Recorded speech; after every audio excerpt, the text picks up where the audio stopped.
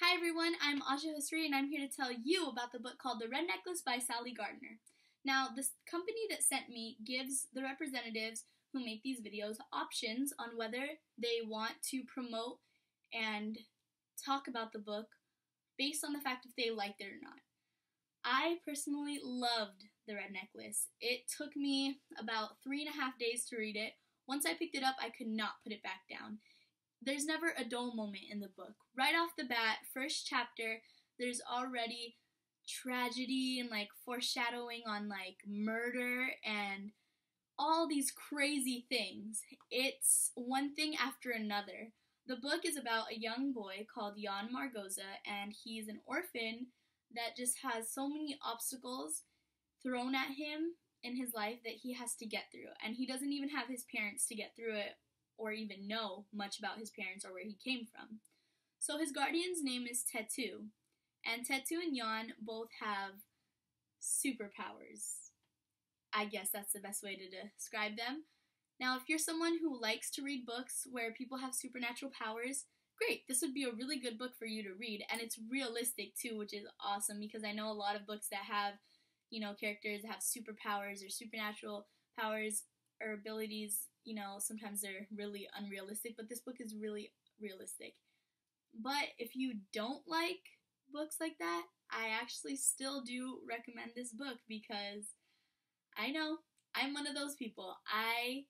Before this book, I did not like reading or even watching TV or movie shows where they have supernatural powers or superhuman things or they're vampires and stuff like that. I stayed away from it.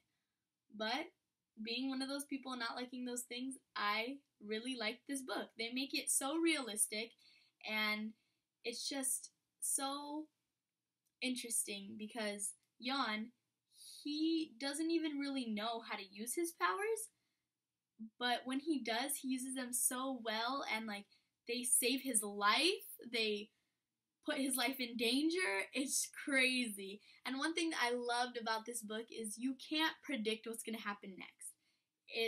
There's so many plot twists. It's an amazing book. So Jan can throw his voice, tell the future sometimes, but towards the end of the book he really gets a grip on that power. But in the beginning he's not even sure when he's telling the future or not, which is kind of dangerous. And he can also move things without touching them, but not in the beginning of the book. So Tetu, his guardian, can do all those things and much more, but he doesn't really tell Jan or say it, but he implies that he has more powers.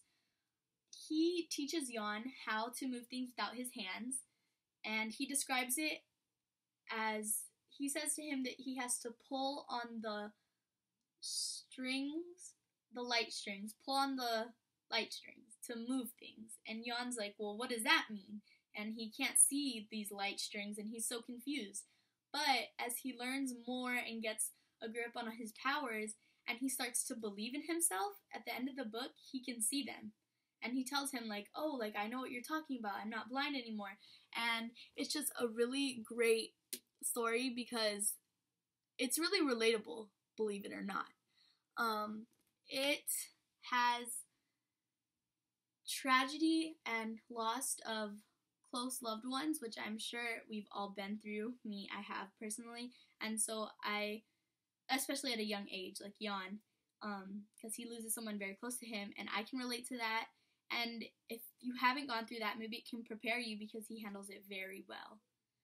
I don't want to give away too much on who dies and how he handles those things, but basically, Tetu, Topolin the magician, and Jan Margoza all perform a magic show using the powers that Jan and Tetu have to trick the audience, and they think it's, just a regular magic trick, but it turns out it's Jan and Tetu's powers. So you'll have to read the book to find out where they perform, who they perform for, and all the mystery and tragedy that goes on in the book. Thank you!